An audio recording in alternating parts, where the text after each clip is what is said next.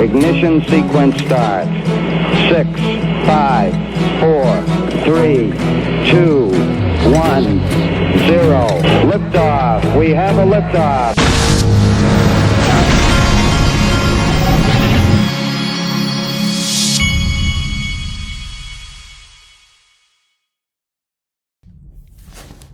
Hey everybody, this is the Digital Asset Investor, and I am jealous. Ray Fuentes and his mom are on their way to the proper party. I wish I was on my way to the proper party. New York City bound, and then John Deaton is also on his way to the proper party. On a train to New York City, and he forgot his phone. Does that mean he has to go back and get the phone? I'm assuming it does. He says, did I mention from my memoir that I was a moron sometimes? Well, aren't we all? And here's Brian Armstrong. Brian Armstrong references Ripple on CNBC. Listen to this. And some of those facts are relevant in our case. For instance, in the Ripple and the Terraform case, the judge ruled that the underlying assets themselves were not securities. That's an important fact in our case as well. So, look, I mean, it would have been better if the regulator had simply published clear rules, had engaged in a rulemaking process as they're required to do under the Administrative Procedures Act, and that way we could all follow it. But in the absence of that, it appears now that the courts are going to have to come in and create some of that clarity for now, and I think ultimately it'll end up being Congress. One of the things that you are doing is expanding internationally and doing so aggressively, I imagine, as a function of the regulatory or tight regulatory body in the United States. Is that what's happening? Well, Coinbase is based in the U.S., and we're not leaving the U.S. In fact, this is the biggest market for us, and we're the leader in it. But we also want to be an international company that allows us to, help many people around the world benefit from this technology as a way to update the financial system. So, actually, we do have a pretty exciting announcement about that. Today, we're announcing that our international exchange got regulatory approval to offer perpetual futures or derivatives trading to retail customers. And we're really excited about that just because it's a way to bring in a whole other set of people around the world, and actually in over 100 countries, who can start to participate in this more open and fair and free financial system. When you look across the globe, do you say to yourself that other parts of the world are now much more favorable towards crypto? And I know you've made the argument historically that from an American perspective, you don't want to see American companies effectively move abroad. Yeah, unfortunately, I would have to agree with that at this point, the U.S. is behind, severely behind, actually. So if you look at the other G20 countries, 83% of them now either already have crypto legislation on the books or it's in progress. It's being drafted and implemented. The U.S. is behind here, and we've seen the share of the U.S. job market around crypto shrink from about 40% to now it's about 29%. And it's due to this lack of regulatory clarity. So I think when I speak with members of Congress, I had a great meeting this morning with Nancy Pelosi, for instance, and a number of other meetings later today. The general broad consensus view, it's kind of common sense. It's let's get some clear rules. All right, so more of the same. Now, this is Citigroup. Brad Garlinghouse has made this point many times, is that Bank A is not going to want to use, Bank B is not going to want to use Bank A's token. That's why you need a bridge. Listen to what these are people from Citi, is what this says. For Citi token services for cash and for trade. So now what we can do is we can move tokenized deposits around Citi's corridors. Right now it's just US and Singapore, with aspirations of adding another 3 to 5 in the next near term. Well, it's great that we have this internal token, but our clients don't want a Citi token or another bank token. What they want is cross-bank, cross-border liquidity. So it's key that now that we have the infrastructure of the platform built internally, we work with Regulated Liability Network and other participants about how do we solve these difficult issues as an industry. And there's still a lot of questions out there, but this FMI that RLN aspires to be is extremely positive. I know how you could solve it. Brad Garlinghouse tweeted this today. A few weeks ago, we signed a letter of intent to acquire Fortress Trust. We've since made the decision not to move forward with an outright acquisition. Though Ripple will remain an investor in Fortress, the Fortress team is incredibly talented and has built products solving real customer problems. While this outcome is different from what was originally planned, we'll continue to support them and hope to work together in the future. So letter of intent did not work out. Now, last week, Brad Garlinghouse and Stuart Alradi were on stage at Masari, but we didn't have access to video from the event. Now we do. Masari put this up in the last, what's today?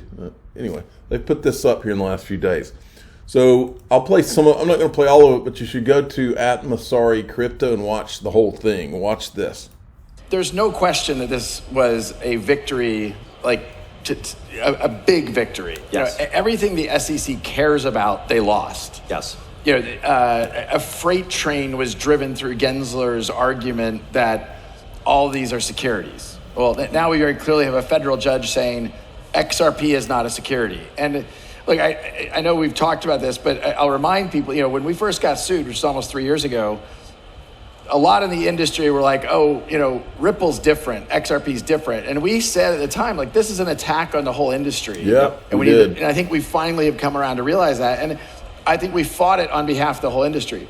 Now, to your question, I'll let, you know, Stu comment on this, but the last few months prior to getting sued, as well as the you know, last month's pre-decision, were both, you know, stressful times. And kind of, do we have the conviction, the resources to fight that fight? Yep. Yeah, I mean, when I look at social media and when they talk about the case, they get most of it right. One thing that they consistently got wrong is they always predicted that a settlement was a week away or 2 weeks away. We always been clear, and we were clear with the SEC before they sued us. After they sued us, we really didn't, you know, discuss settlement much. This case could have settled and always would have settled if the SEC would have acknowledged that the digital asset XRP is not in and of itself a security. And they didn't want to give that up. And they didn't want to give that up because they're pursuing this regulation by enforcement, this policy goal that there's something in the law called a crypto asset security, and there's nothing in the law called that constitutes a crypto asset security. And that's what this fight was about, and that's what we won. And we won it, as Brad said, not only on our own behalf, but on behalf of the entire industry. And just to back up a little bit, because I think I've spent more time with the Howey test than, you know, and I'm not even involved. I'm not going to embroiled in a lawsuit here. And I think most people, the fact that an entire industry of technologists knows what the Howey test is based on a 1940s Supreme Court case concerning orange groves, that in and of itself is a sign that there's something that needs to be fixed in DC. But I think for those that have not been in the inner workings here, the SEC basically argued that the issuance of XRP was a security, but then like these tokens are also securities just by their nature. So they were created and you know, now they are subject to registration and all these transfer restrictions that would basically render unusable pretty much any asset that the SEC came after. And now at least there is a precedent that is going to allow much smaller firms that don't have $100 million to spend on this fight to make their case, or at least start with the upper hand and kind of put the burden of proof on the SEC and the government. I assume that you're not surprised that they didn't just roll over and accept the decision, but you know, we talked about the 3 months before. What's the 3 months after this decision look like, and where do you envision this going? Because, you know, just based on what we know about certain individual that's at the helm of the SEC, it doesn't seem like he's going to change his tune until his term expires. I'll comment at the beginning here. Look, I think between the decision the judge made about the Ripple case, as well as more recently the Grayscale case, the federal government, you have judges in the federal government describing the SEC's behavior, and these are quotes, as arbitrary and capricious. Just sounds great. In the Ripple case, there was a judge's decision who said in a written decision that the SEC is not following, quote, a faithful allegiance to the law. Mm-hmm. Like, these are damning statements. There was one other line in there. It's like, basically this doesn't make any sense. For lack of a better term, there was, yeah. And so what I find most surprising, kind of to your question, so now we have two, really credibility eroding events to a U.S. institution in the SEC. And then you have Gary Gensler, the chair, went before Congress last week. This is, I think, last Wednesday. And he doubled down. Mm-hmm. It's almost like, okay, we're going to ignore everything that's happening out here. We're going to ignore that we'd be called arbitrary. We're going to ignore we've been called capricious. And we're going to continue to say they're all securities. They're all centralized. And it's almost just like this a Twilight Zone moment of what is going on? Like, what's he having for breakfast that I'm not? Yeah. Because in the real world that I'm living in, whatever Elizabeth Warren's put in his Cheerios. So, but the real world I'm living in, the judges. I mean, and thankfully we have a judicial process. It can be slow, and it took 3 years and well over $100 million. But look, we got to a better outcome, and I think that's going to be an important, as you said, precedent for the whole industry. Yeah, I mean, we talk about the Howey test. I think what our case exposed is the SEC was never really applying the Howey test.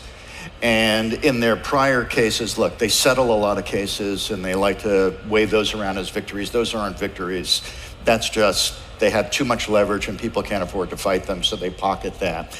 But when challenged on the Howey test, the SEC was exposed that if you want to faithfully apply the Howey test to real world facts, you're not going to win. And I think they were shocked that they lost. And what the judge said, look, speculation is not investment. A common interest is not a common enterprise. For there to be an investment money, there actually has to be an investment of money. So if you're using crypto to pay compensation for charitable contributions, for developer grants, there's no investment. So all of taking them through the elements of Howey, they're exposed and they don't win. And this whole concept that the asset itself can be an investment contract and therefore a security doesn't hold water when you actually faithfully apply the law. I want to add one thing to this, because I think one of the first things Stu said there was really important. Gary Gensler goes out and says that they are winning these cases. The only cases they basically only lost cases because a settlement. Anyone that takes the case wins. Right, exactly. If a settlement is not a victory, a settlement is a bully who comes in and says, you will yield to me or I am going to do these things. Not many people had the conviction and resources to stand up to him. Yeah. I absolutely applaud Grayscale. Look, I know Brian Armstrong's on stage tomorrow. Yep. Coinbase is fighting the good fight. Yep. And you have to stand up to a bully. And I think, as Stu's describing, when you stand up to them, they're losing. Yeah. He'll say, if he would accept your invitation to come on stage, he would say, look, they're winning and they're doing these things. Like, no, you're not. You're bullying people into submission. I think we have a prediction market that I'm going to get subpoenaed on stage at some point. But good luck. I mean, I'm spicy on Twitter. I'm the digital asset investor. I'm not an investment advisor. This is for entertainment purposes only. Please subscribe, hit the like button, and tell your friends and family that the SEC is in the Twilight Zone. Thanks for listening.